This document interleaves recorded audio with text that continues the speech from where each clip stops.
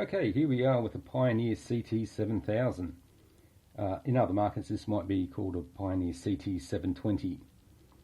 Now, my initial problem with this was obviously there were no belts in the motor, or there was some goo from where the belts were.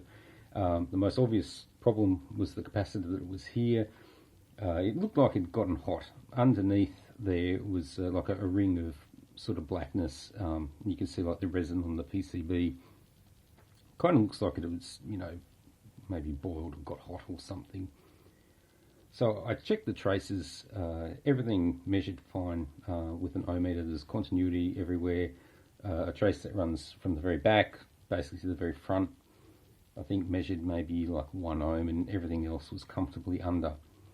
Nevertheless, on a couple of the ones that looked the worst, I just scraped back the resin and just got it back to the copper just so that I could inspect it. I did that on a couple, and there were no issues. I mean, the copper's nice and bright, and it's fully continuous. There's no breaks in it or anything like that. So I just tinned it over with some solder and then lacquered over the top. So obviously I replaced that, and while I was at it, I replaced like the main power one there, and just a couple of the other larger ones, because basically if this one has gone and had an issue, then it's quite possible and quite likely that some of the others had as well. So after that, basically replaced belts, did a playback test, and it was playing fine. And I didn't really get around to doing a recording test for some time. Just I just run out of time with other things. So what I can report is that I did actually initially have a problem with the recording, in that there was no output on the right channel, or there's no recording on the right channel. Now, the sound coming in was fine on the VU meter at the front. It was perfect. It was there. They were balanced. Everything looked fine. But on playback, both in this machine and in the Technics 250 in there, basically was getting nothing out of the right channel. So that obviously needed a bit of investigation. One of the initial problems that I saw was actually when I looked at these wires here. The red wire here was actually rubbing against one of these posts that it's not supposed to be connected to, and you could actually see the wires poking through, like you could actually see the wires through there.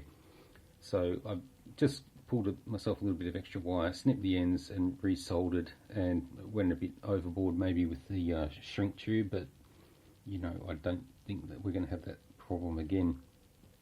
And basically for the same reason, that's why I've used a fair bit of this electrical tape, just to sort of keep things together, and it just sort of keeps the shape of the wires so that things aren't touching and they're going where they're supposed to be, and just keep everything sort of a bit more in place. So anyway, I did that, and really there was no difference. So it took a bit of investigation to sort of look at, I had to check out what these chips were, so which order, the signals sort of coming through, and where the likely record signal was coming from. So what I decided to do then is, basically it was around this section here, just a few of the larger value capacitors. I changed those first just to see what would happen, and that basically did sort of change the output. So we actually started getting some signal through on the right channel. So just a brief explanation. On this board, I didn't do what I usually do, which is once I buy an old machine like this, once I usually confirm that actually it's working and there's no real issue with it, I usually just go ahead and just replace all the capacitors and don't think twice about it.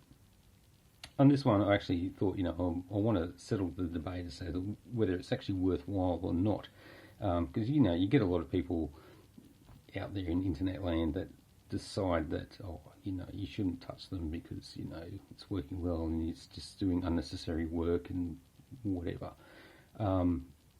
But I think for myself, I've settled that debate, because once I actually went through and replaced all of these and made the decision that I'm going to replace them all, I found that actually everything seems to be working better.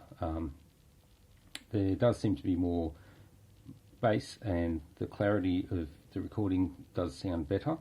So, I can't understand why you would, you could go through and try and trace exactly which capacitors are actually faulty and which ones, you can get away with, but in the end of the day, you're going to spend so much time on that diagnostic, why don't you just replace them? I think, they're cheap enough that you don't really have to worry about it. Well, at least where I'm getting them from, they're cheap enough. These are all Japan brand, Nichicon, Sanyo, TK or whatever. So they're okay. They're not cheap, nasty Chinese things. So I don't think it's worth the effort. Basically, I've replaced everything. There's only 4 capacitors that didn't get replaced. The ones that didn't get replaced are not in a signal path, and basically it comes down to is that I ran out of the values that I needed to do that. That's really it. There's been no further issues that I can see. I do want to do a bit of, like check the alignment and all that sort of stuff. One other thing I should mention though is that actually I did, initially when I was doing the playback, is that this motor wouldn't always turn on. So sometimes it would just sit there, you'd put the power on, and that's when the motor's supposed to start spinning. And I could just touch like the main flywheel there and give it a nudge and it would start. And that sort of, that told me I was getting power, but I noticed that the back here was getting a little bit warm just from sitting there. So I decided, well, first to look for a replacement motor for this, and was unsuccessful. So then I decided that basically there was nothing for it but to pull the motor apart and disassemble it and have a look at what's going on inside. And what I found is that, you've got these little, it's basically just sheet metal on the outside, and they just hammer it in just to retain the back plate. The back plate comes out, and what you find inside is there's like a little PCB board mounted to what's actually the motor inside. So this is basically just a case. Inside is another motor, and yeah, that motor I pulled apart, re-lubed, and just checked it all out. It looked fine. What I did do is on that PCB board, there was like 3 small electrolytic capacitors on there. I replaced those because basically I'm not taking that apart ever again. Resoldered the whole thing, and it's been working fine ever since.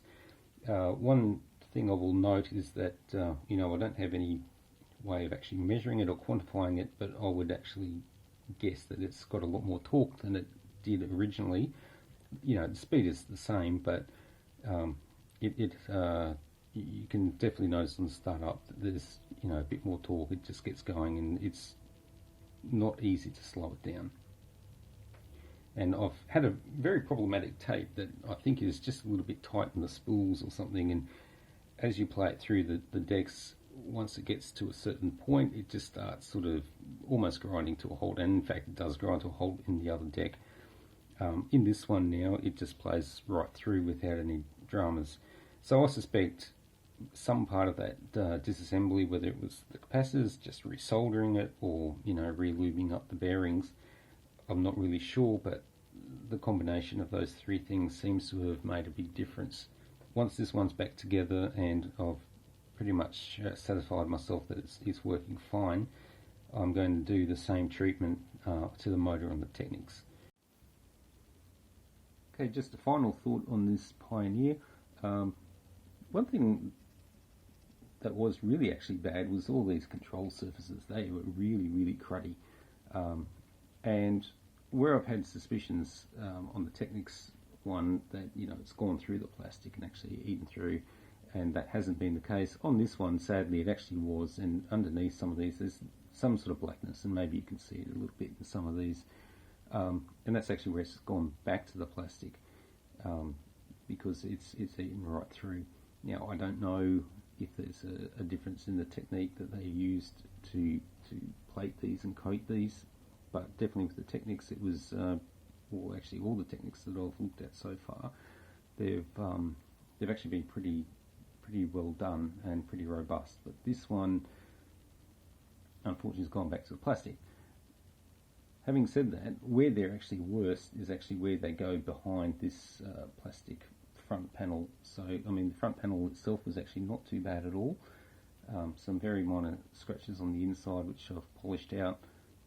The front of the cassette cover was all pretty much okay. This is a bit grotty, as you'd expect, because people are touching it all the time. Aside from that, cosmetically, it's pretty good. I actually like the design of this one. It's very sort of sits a bit lower, like the Technics is quite a tall thing, and it looks chunkier. This is a little bit more streamlined, and I don't know. Just to me, it's a nice looking machine.